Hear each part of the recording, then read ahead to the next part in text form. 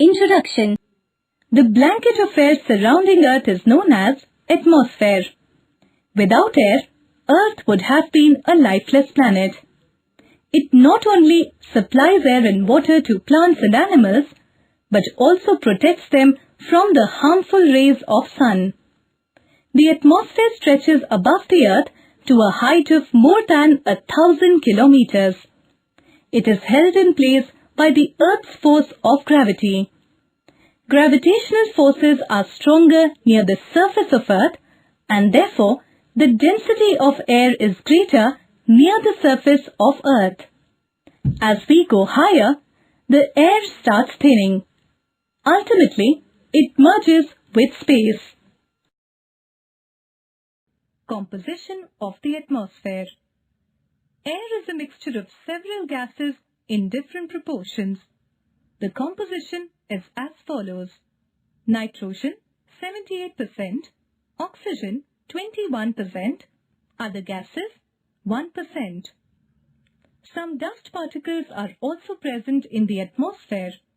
Nitrogen, the most abundant gas, is useful for the survival of plants. Atmospheric nitrogen is converted to nitrogen compounds by nitrogen-fixing bacteria present in soil. Plants absorb nitrogen compounds and convert them to proteins. Animals take in proteins by eating plants or other animals. Nitrogen returns to the atmosphere when denitrifying bacteria act on animal wastes and the dead bodies of plants and animals. Oxygen ranks as the second most plentiful gas in the atmosphere. It is essential for the survival of plants and animals. Living beings need this oxygen to breathe and stay alive. Green plants produce oxygen during the process of photosynthesis. Carbon dioxide is used up by green plants for making food. So, the carbon dioxide used up during photosynthesis is replaced by the carbon dioxide released in the respiration by organisms. Thus, nature has ways of maintaining a balance of gases in atmosphere. However, human activities are disturbing this balance by polluting the air. Fact: the tropopause and stratosphere were discovered by Leon de Serenec Deeport, a French scientist who was the first person to launch hundreds of weather balloons from his observatory. Structure of the atmosphere. The atmosphere can be divided into 4 distinct layers: A. Troposphere, B. Stratosphere, C. Mesosphere, D. Thermosphere. Troposphere. The lowest and the densest layer of the atmosphere is known as troposphere. About 3/4 of the mass of atmosphere is contained within this layer. This is the sphere in which changes related to weather conditions occur. It protects us from the heat of sun during the day and keeps the earth warm at night. The extent of this layer is about 18 kilometers above the equator, but only 8 kilometers above the 2 poles. Most of the water vapor, dust particles and clouds are found in this layer. The upper limit of troposphere is called tropopause. Stratosphere. It lies above troposphere and extends to about 50 kilometers above the Earth's surface. There is a gradual increase of temperature in this layer. This is the layer in which air travel is safest because there are no bumpy pockets of air. Therefore, aircrafts usually fly in this sphere. It also has a band of ozone gas which protects us from the sun's ultraviolet rays. It is called ozonosphere, which is quite warm due to absorption of these rays. The upper limit of this layer is called stratopause. Mesosphere. It lies above the stratosphere and extends to about 80 kilometers above the Earth's surface. Here, the temperature decreases with height till it reaches -100 degrees Celsius. This layer has the lowest temperature in the atmosphere. It is the coldest layer of the atmosphere. The upper limit of this layer is called mesopause. Thermosphere. Thermosphere lies beyond the mesosphere. In this layer, the temperature increases rapidly with the increase in height above the mean sea level. It is estimated that temperature at the upper limit of the thermosphere reaches up to more than 1500 degrees Celsius. The air is very thin and holds little heat. One does not feel warm even at such a high temperature. The thermosphere protects us from meteors and obsolete satellites, as the high temperatures can burn nearly all the debris coming towards the Earth. Thermosphere can be divided into two parts. The lower part is the ionosphere and the upper part is the exosphere. Ionosphere. It lies above mesosphere and extends up to a height of about 400 kilometers above Earth's surface. It contains electrically charged particles called ions, which help in transmitting communication signal. Radio waves are reflected back to the Earth from this layer. Communication satellites help in transmitting the signals back to Earth. The temperature rises rapidly with altitude in this layer. Near the North Pole, this phenomenon is known as Aurora Borealis, and the Northern Lights, and near the South Pole, this phenomenon is called Aurora Australis or the Southern Lights. Exosphere. The outermost layer of the atmosphere is called exosphere. The air thins in this sphere until it ultimately merges into outer space. The temperature increases rapidly in this layer because of solar radiation. The temperature increases with increase in height and may reach up to 4500 degrees Celsius at its outer limit. Composition of the atmosphere. Do you know that the air we inhale is actually a mixture of many gases? More than 3/4 of the atmosphere is made up of nitrogen. Oxygen is a little less than 1/4. Nitrogen and oxygen are two gases which make up the bulk of the atmosphere. Together, these two gases make up approximately 99% of the dry atmosphere. Carbon dioxide, helium, ozone, argon, water vapor and hydrogen are found in lesser quantities. Apart from these gases, tiny dust particles are also present in the air. Nitrogen. Air, which is 78% nitrogen gas, N2, is the major reservoir of nitrogen. When we inhale, we take some amount of nitrogen into our lungs and exhale it. But all living beings require nitrogen for their survival. Elemental nitrogen in the atmosphere cannot be used directly by either plants or animals. Bacteria that live in the soil and roots of some plants take nitrogen from the air and change its form so that plants can use it. Plants are also able to assimilate nitrogen directly in the form of nitrogen compounds that may be present in the soil. Animals get nitrogen-containing compounds by eating plant proteins. Oxygen. Oxygen is the most important of the gases in our atmosphere in relation to animal life. Without it, each of us and most of the animals on Earth would die in a matter of just a few minutes. Humans and animals take oxygen from the air as they breathe. Green plants produce oxygen during photosynthesis. In this way, oxygen content in the air remains constant. If we cut trees, then this balance gets disturbed. Carbon dioxide. Carbon dioxide is another important gas.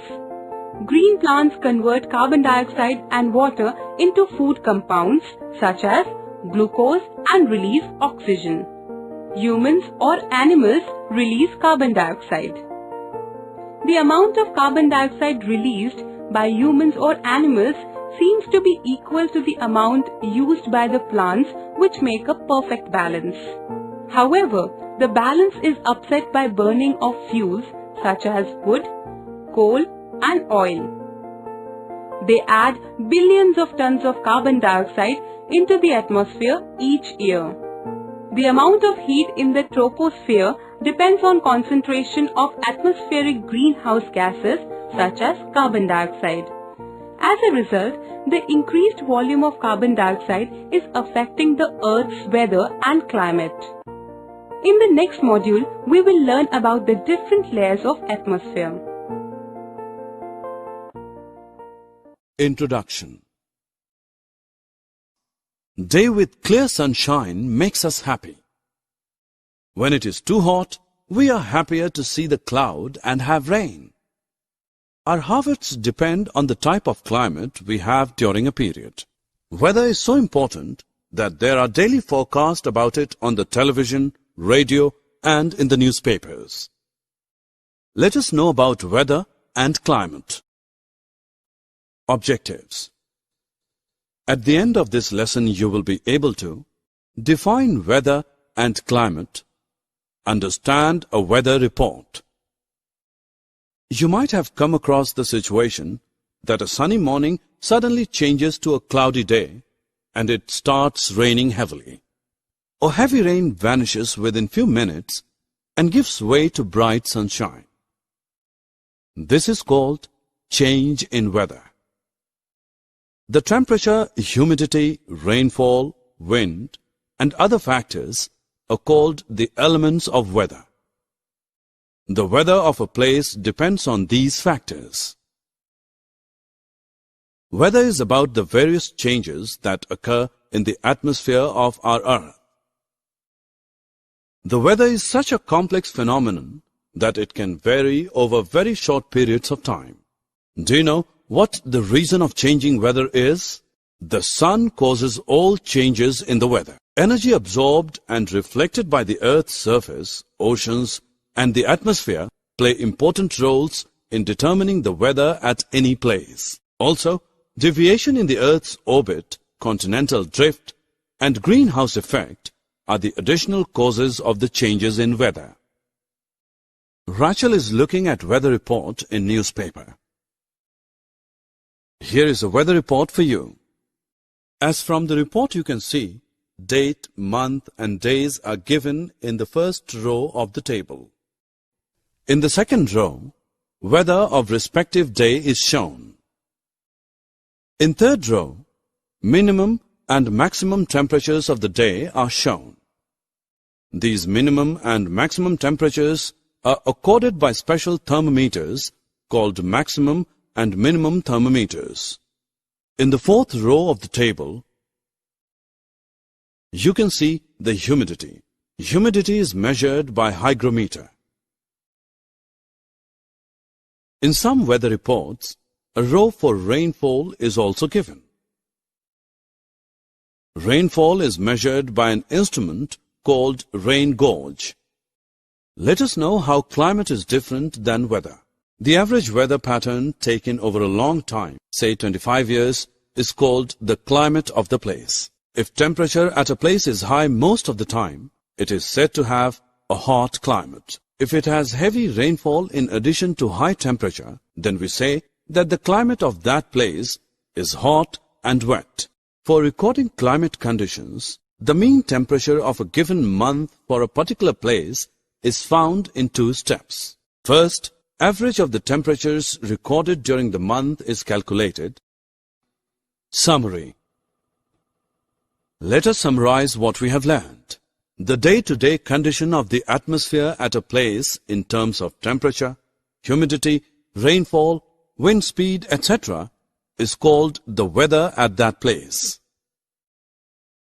The average weather pattern taken over a long time, say 25 years, is called the climate of the place. Atmospheric pressure. Atmospheric pressure is defined as the pressure exerted by the weight of the air on the Earth's surface. The atmospheric pressure can be measured by an instrument called barometer. The normal atmospheric pressure at sea level is about 76 centimeters of the mercury column in the barometer. Horizontal distribution of pressure. Whenever there is increase in the temperature of the air, it gets heated and expands in volume and becomes lighter. Due to less weight, the heated air rises up, causing low pressure. But at high altitude, the same air gets cooled and becomes heavier, and thus it descends down, causing high pressure. Vertical distribution of pressure. Atmospheric pressure decreases with height. The decreasing rate of pressure with increasing height is variable. As we go up, the atmosphere becomes thinner and thinner, and its pressure also goes on decreasing. This is the reason why high pressure is found at the sea level due to dense atmosphere. The lower areas or plains have high pressure, but on the mountains the pressure becomes low. World pressure system.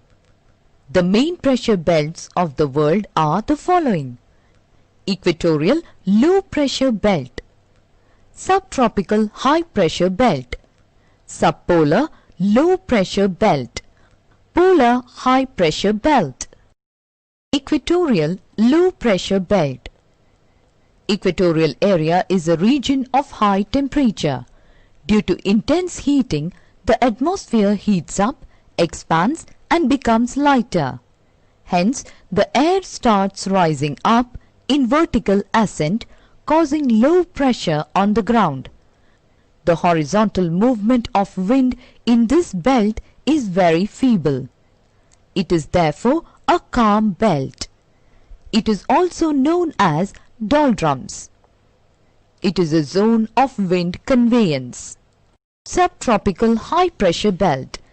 This belt extends between 30° and 35° latitudes in both the hemispheres. Here, the winds are comparatively dry and calm. This is a zone of descending winds and wind divergence. This region or belt is often referred to as horse latitudes. Subpolar low pressure belt. This belt extends between 60° and 65° latitudes in both the hemispheres.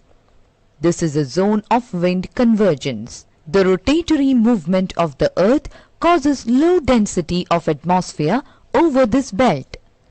Hence, the atmosphere over this belt is thin, and thin atmosphere can exert only low pressure. Polar high pressure belt. Around the North Pole and the South Pole, the temperature remains low, and thus a permanent high pressure develops over the poles.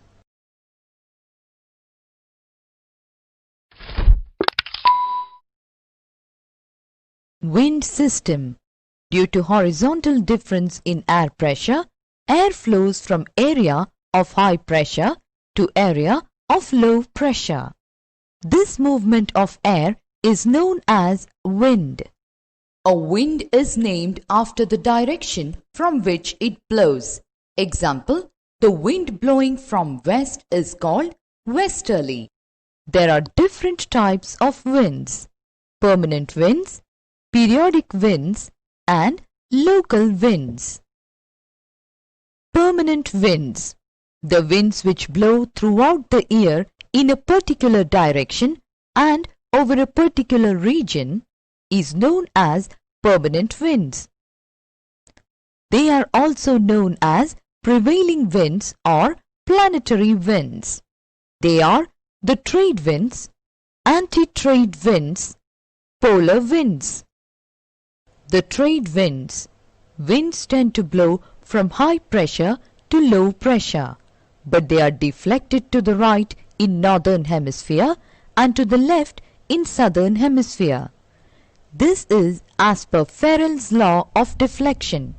So, The trade winds blow from the subtropical high pressure belts towards equatorial low pressure belt. East being the common direction, they are also known as easterlies. In the olden days, these winds were useful for the traders. That is why they are called as trade winds. Anti-trade winds. These winds blow in the opposite direction of trade winds. They blow from subtropical high pressure belt towards the subpolar low pressure belt.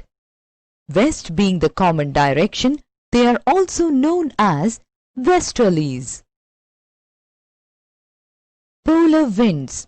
These winds blow over the polar region from the poles towards the subpolar low pressure belt. Their direction is the same as that of the trade winds. That is why they are often known as polar easterlies. Periodic winds. These are the winds which blow over a particular period of the year in a particular definite direction over a particular area. These winds develop due to unequal heating and cooling of the surface of the earth. The periodic winds or the seasonal winds are also called monsoons. Monsoon winds. Monsoon winds are seasonal winds which blow from sea towards land mass in one season and then from land towards sea in the other season of the year. During summer season, the landmass heats up rapidly and an intense low-pressure area develops over Central Asia, which attracts the winds from high pressure. As a result, the southeast trade winds cross the equator and blow over the Southeast Asia and bring heavy rainfall to several parts of Asia. These are known as summer monsoons or southwest monsoons. During winter season, the landmass becomes cooler and the pressure over Central Asia becomes high. From this high pressure area, the winds blow towards equatorial low pressure area in the northeast direction. These are known as winter monsoons or northeast monsoons. Local winds. Local winds blow over a limited area and have local significance. They are of two different types. Land and sea breezes. Mountain and valley winds. Land and sea breezes. Land and sea breezes develop due to the difference in the rate of heating and cooling of land mass and the sea. During daytime, the land heats up quicker than the sea. Thus, a local low pressure area develops over the land and high pressure over the sea, and the wind begins to blow from sea to land, known as sea breeze. During night, the land releases the heat quickly and becomes the area of low pressure, while the seawater releases heat very slowly. Thus, there is high pressure over the land and low pressure over the sea, and wind begins to blow from land to sea, known as land breeze. Mountain and valley winds. During the day, the sun's rays fall on the mountain tops, so the temperature begins to rise, causing low pressure on mountain tops. In the meanwhile, valley has low temperature because it is protected by mountain ranges. So the valley has high pressure and the wind begins to blow from the valley towards the mountains. These winds are known as valley winds. During the night, the mountain tops get cooler because they release the heat quickly, while the valley, being protected by the mountain ranges, releases the heat slowly. Thus, high pressure develops over the mountain and low pressure over the valleys, and the winds begin to blow from mountains down to the valley, known as mountain winds. Lu. It is a hot and dry wind which blows over the plains of North India during summer season. Chinook. It is a warm and dry wind which blows over the eastern side of the Rocky Mountains in North America. It is often known as snow eater.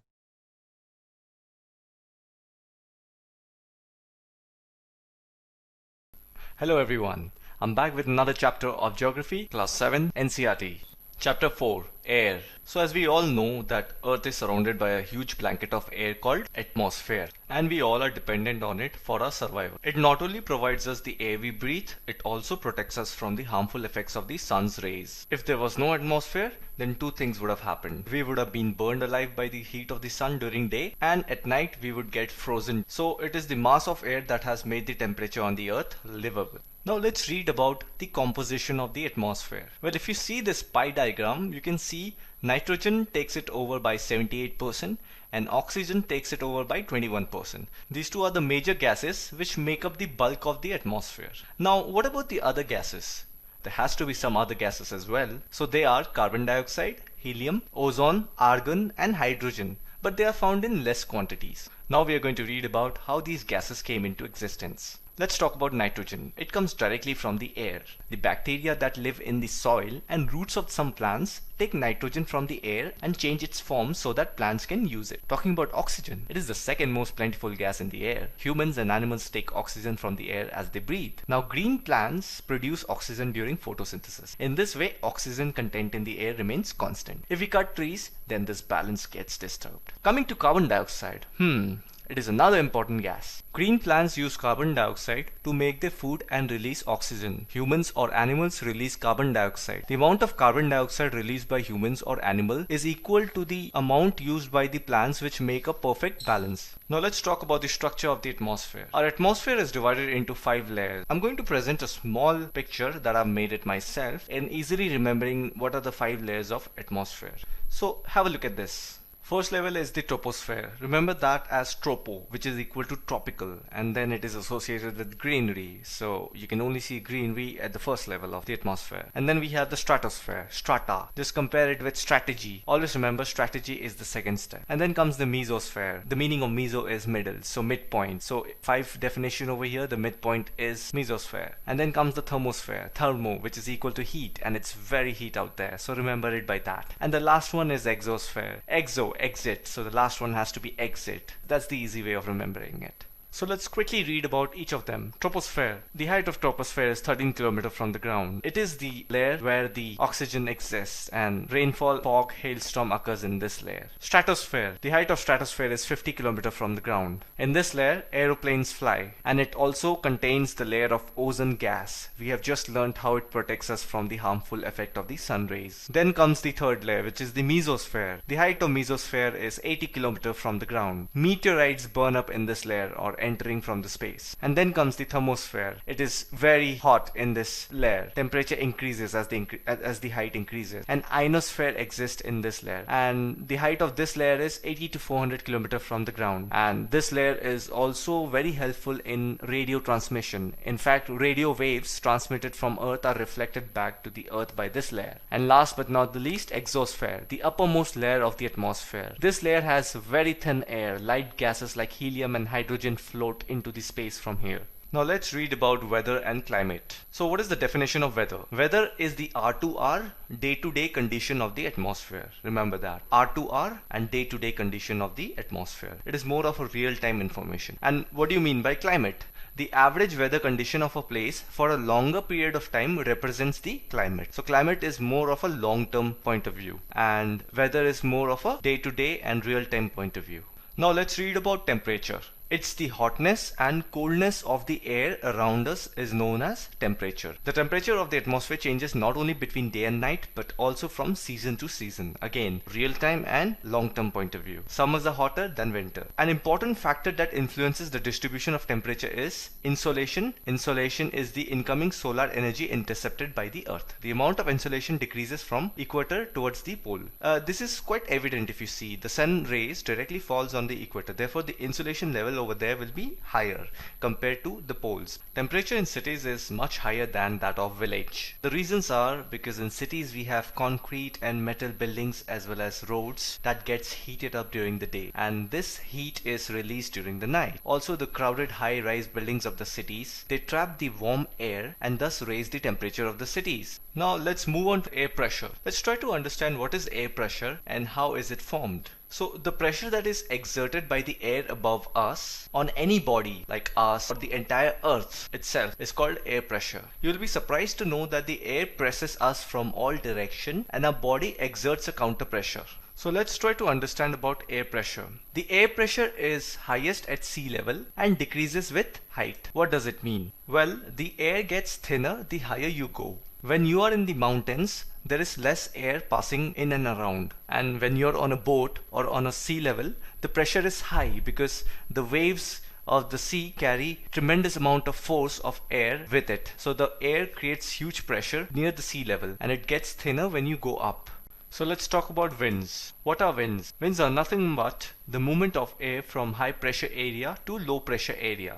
Winds are broadly divided into three types. They are permanent winds, seasonal winds, and local winds. Permanent winds are also called trade winds. They are the permanent winds. These blow constantly throughout the year in a particular direction. So if you look at this world map, you can see all these colorful arrows that indicates the trade winds. They constantly move in and around the borders of the continent. Seasonal winds. These winds change their direction in different seasons. For example, monsoons in India. We have learned in 6th class that how the monsoon winds come from the southern part of the country through Kerala. So Kerala being the first state to witness monsoon in India, therefore you can pretty much see how these seasonal winds function.